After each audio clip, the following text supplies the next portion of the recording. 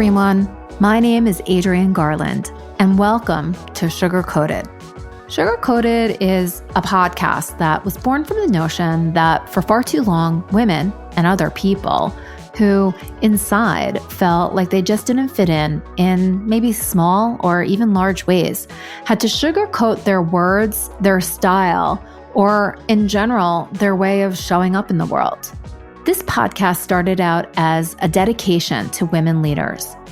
You see, I wanted to shine the light on all the incredible work that women do and how they're making an impact. And I still do. But I realized that a key reason that women have struggled, in my opinion, is that they've had to conform to certain cultural norms and ideals, which are inherently designed to keep those outside of the norm from standing out. This has prevented more women from being recognized as the powerful leaders that we truly are. Join me, Adrienne Garland, the CEO and founder of She Leads Media, each week as I dive into raw conversations with some remarkable, badass women that will help you to strip away your sugar coat and go in the direction of your incredible dreams. Hi, everybody. Welcome to Sugar Coated. My name is Adrienne Garland, and I'm the CEO of She Leads Media. I am so excited to have Stacey Staaterman as my guest today. I met Stacey a couple of years ago when she attended one of the She Leads conferences, and I was just so impressed by her. And what I always loved about her, and what I always, have like a warm spot in my heart for, is that Stacey would always ask really great questions of panelists, of speakers, and I always took note of that. And so she's doing such great work for people. I want her to be able to introduce herself, let everybody know what her background is, and then we'll just jump into this non-sugar-coated conversation. Welcome, Stacey. Thanks so much, Adrienne. It's so great to be here. I am so excited to have you here. And, during this whole crazy time that we're living in right now, so many people are uncertain about everything, right? We are walking on shaky ground. Some people still have jobs, other people are furloughed, other people are, laid off altogether. People have businesses closing down, doing better. It's just everything is different than it was, 60 days ago. So why don't you just give everybody a little bit of a background on who you are and what you do today? And then I have a bunch of questions that, are burning in me, and that I'm hoping that other people will, take value from as well. So please let us know who you are and what you do. Thank you so much. So I'm Stacey Staaterman, and I am a leadership coach and a career strategist, and I help people get more out of their work life. And for some people, that means I want to change my job. I've been in a professional track for a while, and I'm tired of it. I want to do something new. And for other people, it means, I really generally love what I'm doing, but I feel a little stuck where I am, and I'm trying to get to the next level. So this, essentially becomes services that I deliver as an executive coach, or partnering with people who are, working their way through their career and trying to move forward or to the left or to the right. And so I know that your background, you come out of corporate America and advertising. So can you tell everybody a little bit about that? And the reason that I'm asking is because I think sometimes the coaching industry, there's a huge variety of coaches. There's different certifications. There's people that focus in on different areas. And I know that your background and where you came from really informs what you do today. Yeah, absolutely. So I spent more than 20 years working in media and advertising, and I worked for companies like American Express and Meredith Corporation and Time Inc. and a slew of others. And for the most part, I had a really good time. I did a lot of work for many years in the area of ad sales and strategic partnerships. And one of the things that I, when it was never fearful about, even in that career, was making change. And I three times I asked bosses to fire me, and like lobbied for my own demise, if you will, because I was really confident that I had something to do somewhere else that was going to be more fun and better. And so I was okay with the idea of change in those environments. But what I recognized was not everybody was comfortable with that. And yet the changes to the industry really demanded that people get more comfortable with being flexible about what they thought the future might hold and adaptable to the new environment. So that definitely has informed the areas of focus, in my career now. And I've been in my own business now for 6 years. And I do a lot of work with people from advertising, media, entertainment, and journalism, because the industries keep evolving. And now we'll see them evolve even at a faster pace with the COVID-19 crisis.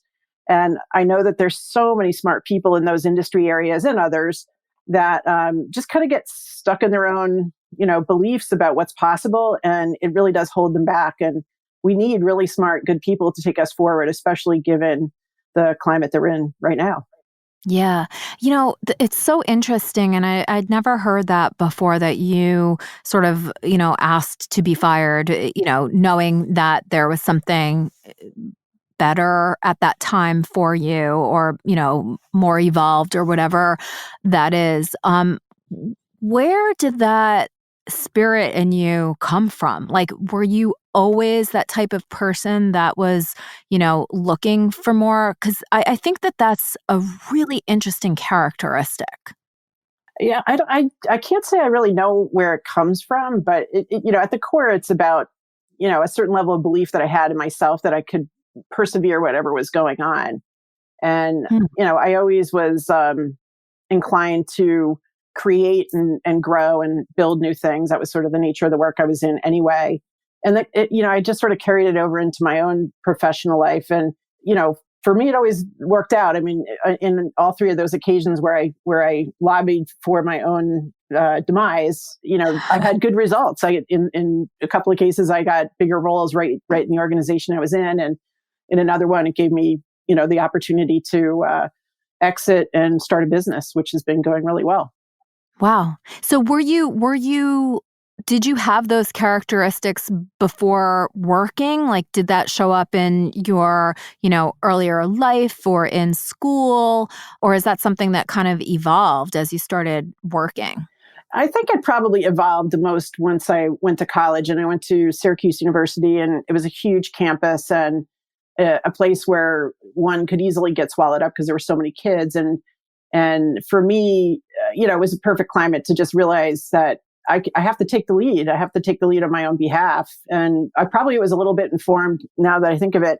One of my first semesters at Syracuse, I got a grade that was a little bit lower than I had anticipated it being. And when I really looked into it, I was like 1 point from getting the better grade. And I went in and had a conversation with the professor. And, in hearing, my perspective on it, the professor was like, oh, this is probably easy to move up a point or two to get you where you want it to be. And wow, that took a certain chutzpah, I think, at the time, because I was, 18 years old or something and doing something like that. But I think the more experience I got in business, the more I could see, you don't really go anywhere by not speaking up and being comfortable speaking up, especially as a woman, because that's something that oftentimes women aren't always comfortable with and haven't really been allowed to be comfortable with. It's always served me well. And I think it's, very much now part of how I work with my clients, whether they're male or female, to think about, the work of self-advocacy, because, if we don't do it for ourselves, who's going to lift us up? Yeah. I love that story on so many levels. First, for standing up for yourself and, going in. And I mean, I'm sure you didn't do it to get your grade changed. You just wanted to understand, was there anything that you could do? Yeah. And I don't even think I knew I could get the grade change. It was just like sort of an eye-opener, little moment, for sure. Yeah. Which, for like a different audience, and I have a son who's in college, and I have another teenage son who's in high school, and I always tell them like, look, if you didn't get the grade that you wanted, or, you're not getting exactly what it is that you want, at least go talk to somebody. Because even if you don't get the grade changed or whatever it is, you're going to learn something and you're going to realize, oh, maybe I needed to focus in on this area a little bit more instead of just letting it lie. And it's something that I always also did for myself. I didn't just let things lie. I didn't just take things as they were given to me and just, said, oh, well, that's it. And I think that is such a great, a great action to take no matter what it is. And, you don't want to take it to the extreme where every single grade you get, and if you're trying to get better, you don't want to take it to the point of being annoying.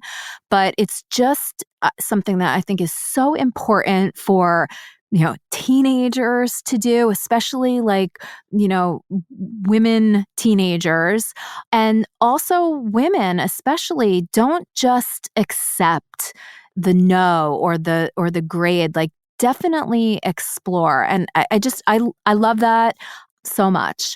And I think that that's something that, and I'm projecting, but I think that's something that you would probably do as well if you had a client that came to you with that issue. Can you talk a little bit about the, who you work with and what types of issues or challenges people come to you with?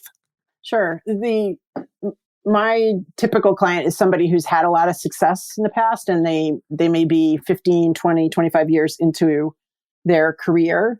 And for whatever reason, they're at a stuck place. They may be stuck because they can't figure out, what to do next, because maybe they've hit a wall in terms of the direction they're trying to go up or elsewhere. Sometimes they're stuck because they're feeling overwhelmed and overloaded because they have a lot of other obligations outside of their work, and they're trying to be, great on the job and great at home. Sometimes, they've lost their job. They've gone through some kind of contraction in their business and they've been part of a layoff or they've been fired. So typically I'm dealing with people who most of the time up until now, they've known how to navigate. And one of the things that's changed a lot in terms of job searching, particularly over the last 5 years, is just the tools and techniques have changed. For many people who are maybe, 40 plus or 35 plus, there's been, a different way that we went about looking for jobs and getting our next jobs. And there was a lot of influence that other people had in the way opportunities came to us, or the way that we were able to make sure that we closed a deal and got that that offer. And we have, the internet, and we've got a lot of behavior in the job searching realm that has been informed by how the world of dating has changed.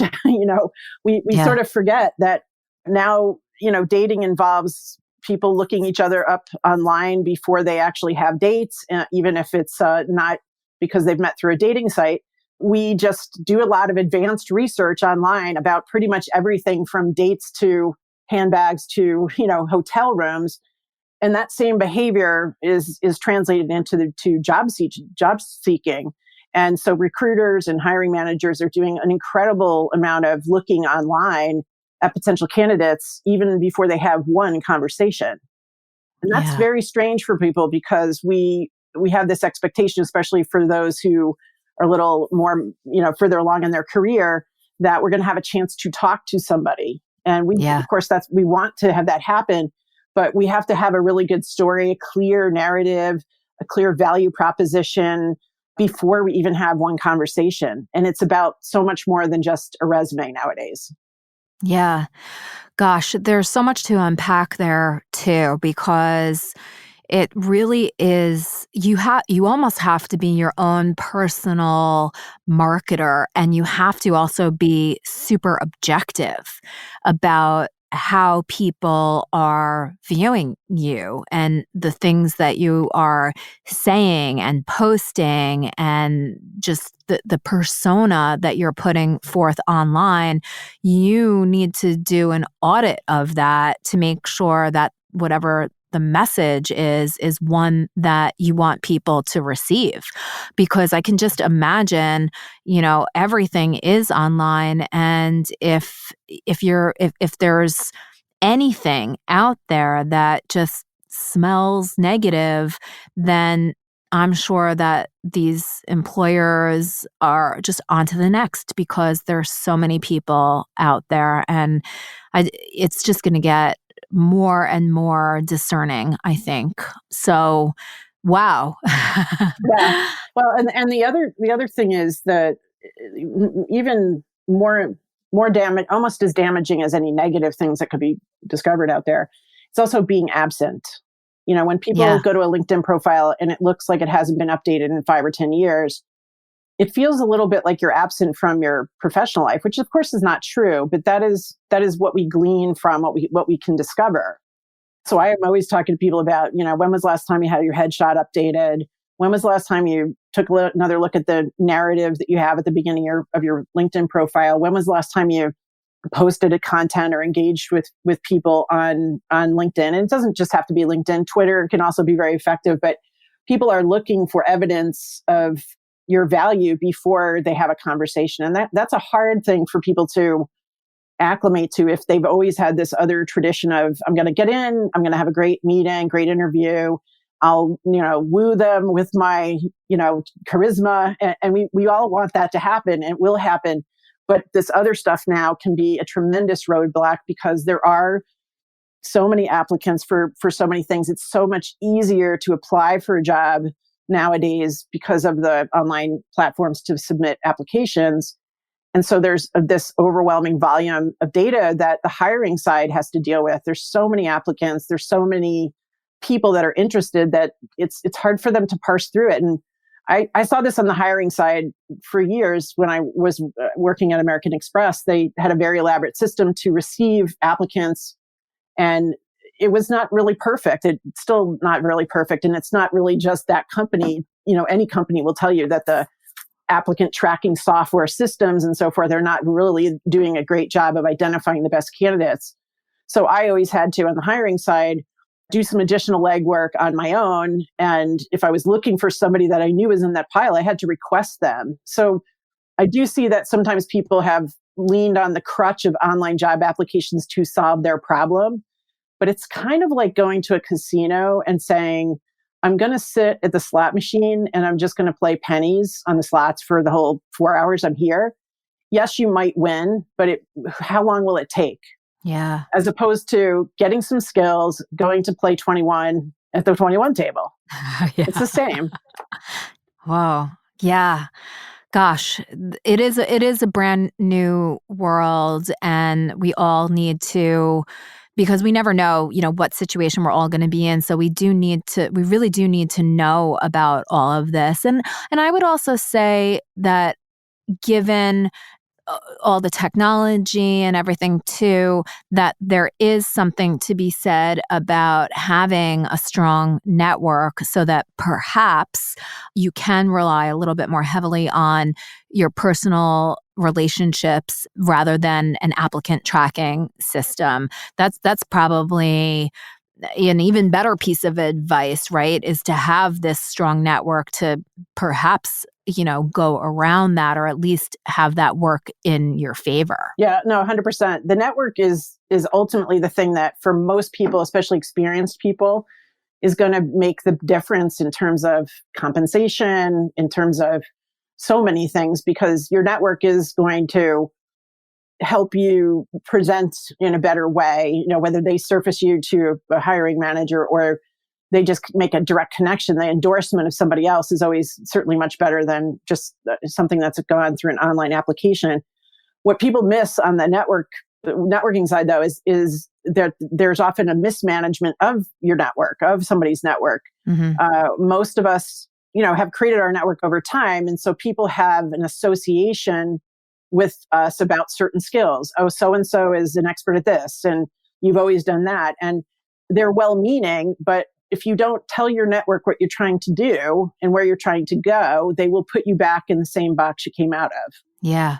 Oh. And so as many people are thinking of making pivots or shifts, or they're tired of something, it's imperative that you tell your network, especially your really inner circle people, what you're trying to get done, because otherwise they really don't know how to help. And they're so well-meaning, but they're going to point you into the same old, routes that they've known you from. And it's really imperative for the job searcher to prepare their network to help them do the job. Yeah. And make them part of the process. And then also to just expand one's network. I mean, if you're going to work in a different area of business, it's imperative to create some relationships in that other area of business and get to know who the players are, and don't be afraid to connect with them, and be open to learning and being curious about what you can learn from other people to kind of keep moving down into that direction that you're ultimately trying to land in.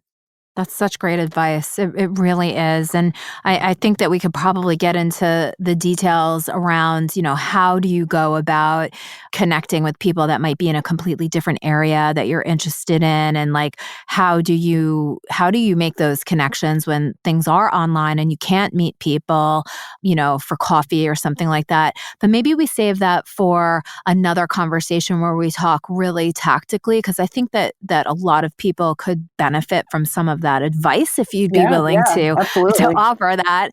I have two other areas that I kind of wanted to go down with you. And the first thing I would like to actually understand is like, what is happening now? Who are the clients that are coming to you, or even the clients that you were working with? Like, obviously without revealing any personal details, but what are some of the things that are surfacing that are on people's minds, and how are you guiding them? Sure. Great question. There's a bunch of stuff going on. So there is one misconception I think that's out there, which is there is no hiring going on. And that's not true. There definitely are industry areas that are on pause and have made cuts, obviously, and we've got huge unemployment rates, but there's still lots of areas of business that are looking to expand and need to expand. And if you've been in an area of business that has contracted and you're out of a job, you may want to look in these other areas where there is expansion. But what we know this universally, I don't think there's an industry that's not being touched by what's going on with this very complex crisis. The needs are going to be different, pretty much everywhere. There's going to be new things, new types of skills needed. And for people that really are able to do a couple of things, remain flexible and adaptable with how they look at what happens next for them professionally. We're going to have certainly more contingent short-term work arrangements where people don't have full-time employment, but they may have really good, decent, well-paying contracts for decent periods of time. That's going to be one shift that was already happening, by the way, before the pandemic. There was a big move in that direction anyway. What's happened with the pandemic is just going to accelerate that. But, this is a time where a lot of companies, they don't know exactly what they're going to need yet, but it's a good time to be in touch with them, because so many people are sitting back and saying, well, I'm not going to look for a job right now because nobody's hiring. And so there's actually kind of a little bit of a backwards vacuum, I would say, where a lot of people are hanging back and doing whatever they're doing, watching Netflix. And for the brave, go out there and be empathetic to whoever you're talking to about whatever it is that has manifested in their business. I mean, that certainly is a key part of the message to start any conversation right now is, are you safe? Are you healthy? Is your family okay? And then to move into a conversation, which is, I love what your company is doing. I'd love to be part of the solutions team that helps to rebuild or helps to expand or to help, pivot. We have a lot of businesses that are going to have to convert how they're delivering their service. And maybe they're going to need to, create new services to deal with the fact that we're not going to sit in packed movie theaters anytime soon. But I think this is a really opportunity-rich moment. One of my business crushes, Professor Scott Galloway, who is part of Stern Business School and L2, he posted something the other day and called this the cosmic opportunity moment. And I think he's right on. For people that are bold and can get creative with the way they think about their skills and their value proposition, I think this has got a lot of opportunity for many, many people, even in industry areas where it feels like everything's shuttered. I love it. And I went to Stern, and when you said Scott Galloway, I was like, I know him. So that is so great to hear. And I didn't hear that he said that, but I have to agree with him. I think the thing that is challenging, not impossible, but challenging is we've been taught how to think.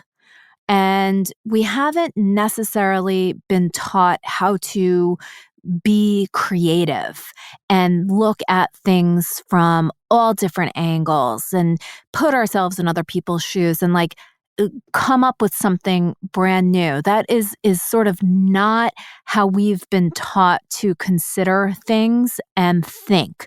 So just if you do have advice, I don't know, but how can people shift their patterns of thinking so that they can look at something and see opportunity? Because it requires something different in the way that you even frame an issue. Like it's a fundamental change. Yeah, no, that's very true. And I think, by the way, the older we get and the more mature in our career we get, we sometimes get a little bit more, rigid in the way we think about some of the problem solving things, and which is counterintuitive because by the time you're mid-career, you've likely had a lot of experience problem solving, but we're also very quick to shut down the possibility, oh, that's not going to work. And we don't sometimes let things percolate long enough. So there's a couple of techniques that I think work really well, because sometimes it's about a matter of, instead of thinking 3 different ways you could go, think of 15. Because the first 3 are going to be the same old 3 you've thought of every time. But the ones that are, the 4 through 15 in the ideas may have something really useful and a nugget. It won't be perfectly formed, and that's okay.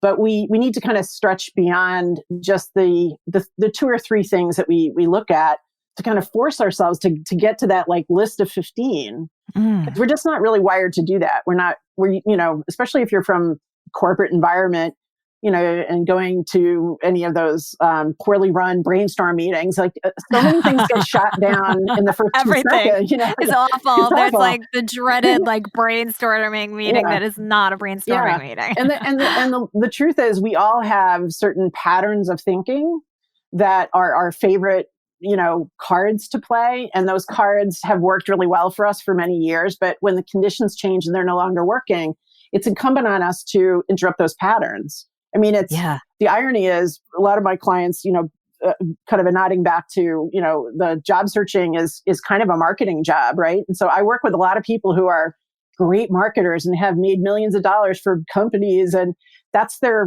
focus in their work. And they have a really hard time doing it for themselves because often we're just too close to the agenda and too close to the patterns and too close to how quickly we go to that's not going to work. Yeah. And this is one of the powers, honestly, of coaching, is that when you have somebody else who's invested in the conversation and the thinking, but not living in the outcome of it, because that outcome is really the client's to own, it's easier for somebody else to make some observations and help to connect the dots a little bit. So I think, that helps to unlock creativity a little bit, to just push beyond, the short list and go for that longer list. And oftentimes even, kind of crowdsourcing, asking a few trusted people, how they view you, where they think your strengths are.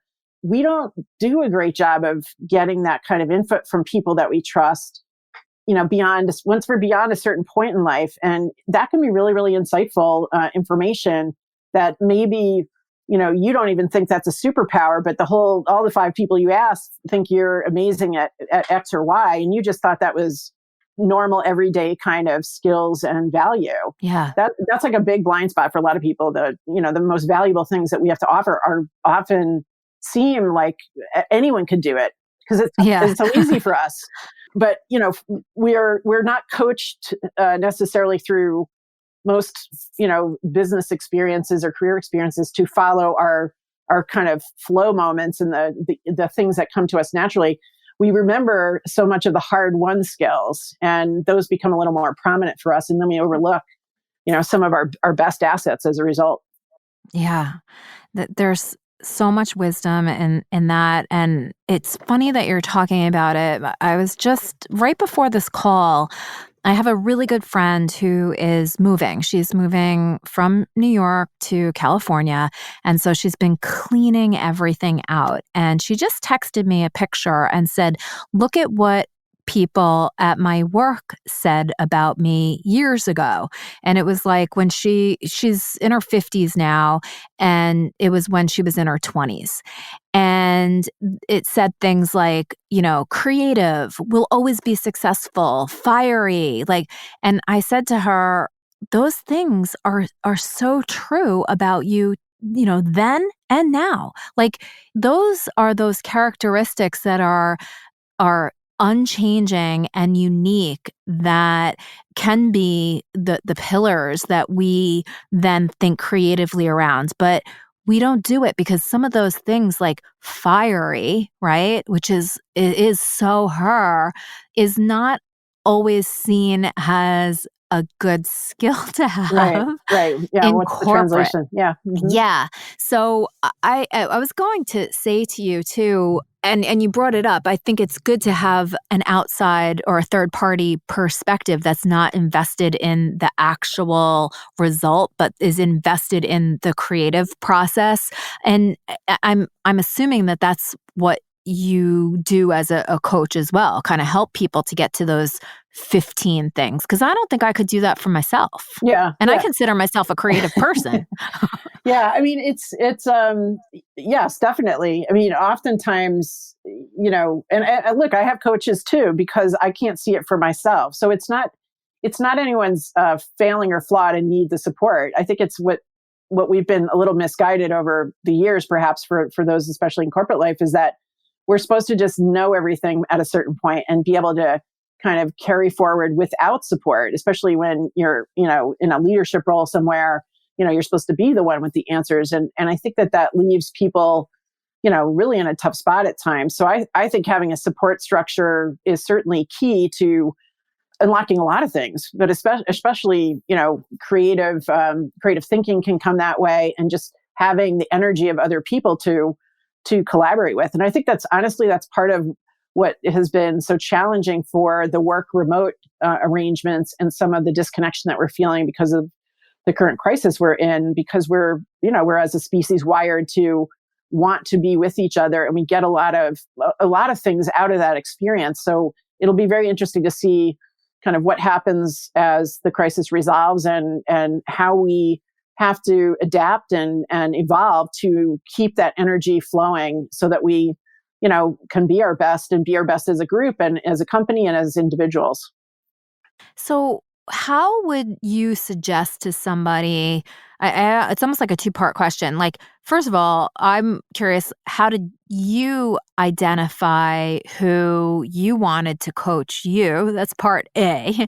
And then how would one go about finding a coach that is right for them? Because it seems to me that it's very individual, and you really don't know if it's a good fit unless you actually work with somebody.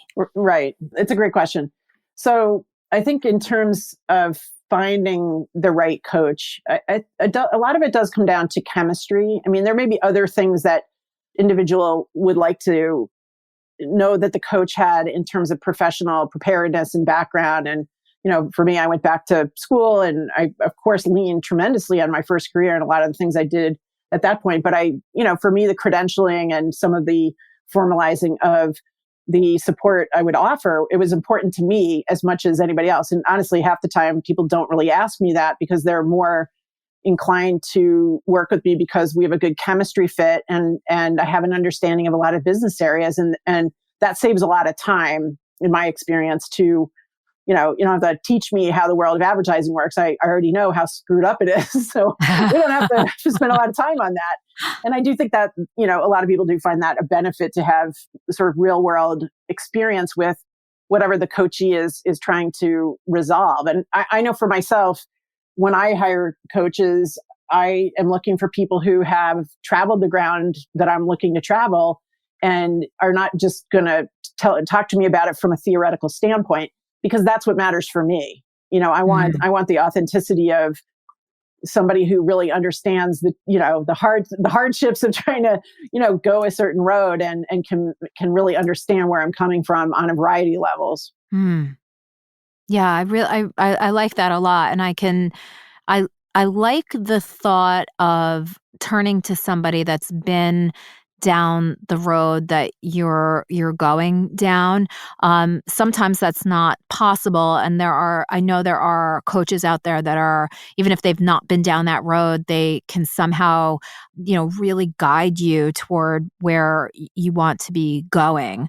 So aside from the chemistry, and I guess I wouldn't even know how to figure out whether you had the chemistry with somebody if they don't have a way for you to get to know them. And the reason that I'm sort of talking around that a little bit is I hired a coach, but, I don't know if I would have hired her had she not had a podcast that I listened to and consumed the whole thing.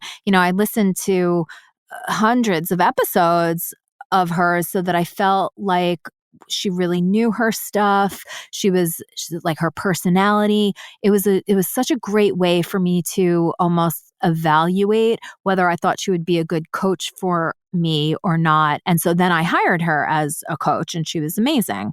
But if somebody sort of doesn't have that way of getting, putting themselves out there and getting to know you getting to know them, sorry, like, how can someone, are there questions to ask? How do you kind of determine whether this coach is going to be good for you short term, medium term, long term? Right. And it's a good question. It really does eventually come down to some level of interaction between you and the coach, because and coaches, kind of bridge this question in a number of ways. Some of them do complimentary exploratory calls. Some of them do chemistry meetings. Some of them do rely on the fact that they're so discoverable out there with other content that they don't need to spend time with people for them to feel a certain level of comfort. Because a lot of it comes down to, if the coachee does not feel a connection and a confidence in what this person is going to guide them through. I mean, a coach isn't going to tell you what to do. They shouldn't tell you what to do. That's a consultant. A coach is going to cultivate the answers with you and co-create the solutions with you. But the transformation is always on the coachee. So there's a lot more of this, am I making the right decision with the right coach, that's actually wrapped up in the mindset of the person looking for the coaching. When I hire coaches, I look at everything, but I'm somebody who comes from a practice. I worked at a bank. So, my background it has set me up to be thorough in my exploration. And so that's what I do. But not everybody does that. Sometimes people just have a great chemistry call and they can go where they need to go with this coach, even if they don't have credentials. I mean, one of the best coaches I ever worked with never even went to college and had no coaching credentials, and helped me make, some big transformational moves in my business that I, in hindsight, it sounds almost insane that I worked with him, but yeah, he asked me some really powerful questions, and it triggered something in me. And that's ultimately what coaching's about, is to, trigger a different way and to help people stick with it and explore and not get stuck in the ruts that they already know. Pattern interruption and really breaking down the goals and accountability. That's all part of what the coaching experience is like. And, people can achieve that experience a variety of ways with, people of all different types of preparedness and so forth. But, I think most people who get coached, maybe have a few things that they lean on when they're evaluating coaching. And I know I have certain things that I look for, but I think it's really unique to each individual person. And then also, to not be afraid to say, like, this is not working and I need to break up. And that can be a hard thing, because, like, we don't even like breaking up with hairdressers and doctors. Right. We just sort of disappear. Yeah. So, like, every coach has to be, is prepared for those possible conversations, because if it's not working for the coachee, it's not really working for the coach probably either. So it's really, the coachee should always feel that if it doesn't end up going the way they had hoped, that they can cut bait and do something else. Right. And no harm, no foul. No. If it's not a fit, it's not a fit. And if everybody sort of goes into the relationship like that, then it's all good. Just listening to you, I mean, the thing that keeps popping in my head is like I feel like everybody honestly could benefit from having a coach because it's somebody who is invested in your success, or whatever that means. But it's also somebody that's not like your family member or your best friend or even like a business colleague. It's somebody that I think is very objective. And I just, I think to myself, wow, like everybody could truly use a coach and you just have to find the right one, I think. Well, and I've often wondered, like, why does that feel that way? But I think it kind of comes down to the complexity of life. Now, for most people, when you're in your 20s, you're just happy you can keep the wheels on the bus and get your bills paid and have a job and you're adulting, And when you start to complicate your life with relationships and bigger jobs and houses and marriages and things, it does get complicated and it can be overwhelming. And I think, you add that on top of things like, the explosion of media and the internet and all the things that we've gone through as a society over the last 30 years. Plus you add like a pandemic on top of it. I mean, this is pretty overwhelming. And so it's not something I don't know that we all needed it. The society needed it as much 20 or 30 years ago. But I think the fact that we have a pretty different cultural experience now and business experience warrants it. And we also have a lot more mobility in some areas of business that you don't have those longevity of relationships. Early part of my career, I had, more longevity in some places. The leadership is more in place for longer periods of time, that you might have more of the informal mentorship and sponsorship and things like that. And now a lot of that's gotten really formalized. And in some ways it's a little bit corporatized and maybe not even as authentic as it should be. So thankfully, the world of coaching has become, more widely accepted and people know about it. And, I feel fortunate because back in, I don't know, probably the, late, maybe 1995 or so, I worked with a coach and I didn't really know what he was. I just sort of, I signed up for this interesting course, which was amazing. And I still have work that I have used from that experience to, in my current life, I still use some of that work. It was so important to me, but I didn't really understand that that's what he was, a coach, until I was in that event and then working with him afterwards. So we've come a long way in terms of what people understand coaching to be. Yeah. And we also have a lot more coaches out there. And I think that, it kind of warrants back to, evaluation of coaches and picking people and making sure that you do some homework before you get in a partnership. It can certainly be transformational, certainly has been for me. Wow. I mean, I feel like I want to talk to you for another half an hour. Like, I want to know in what areas have you really transformed. I think that could be very powerful for people.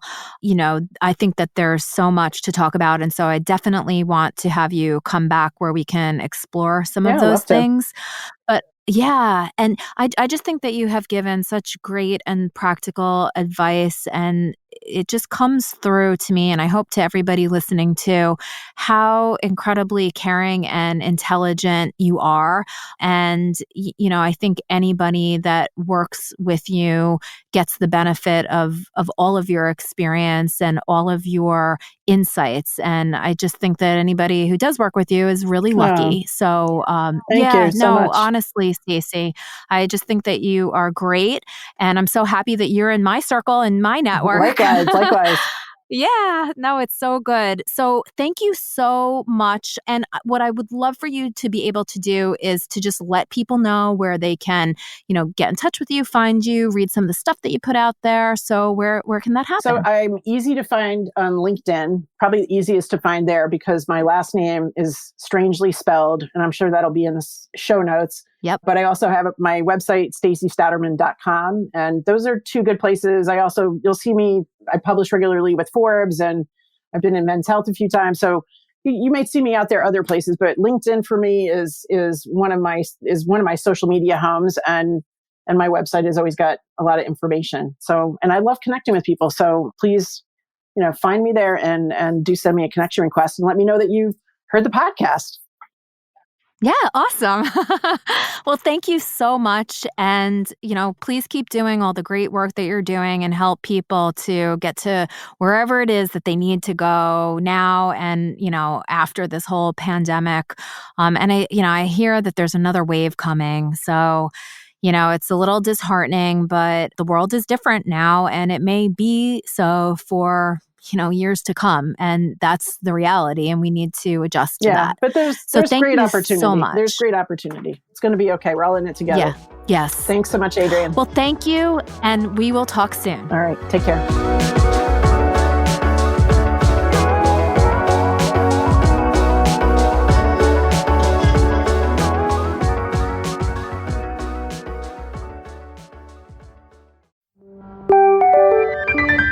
This is the She Leads Podcast Network.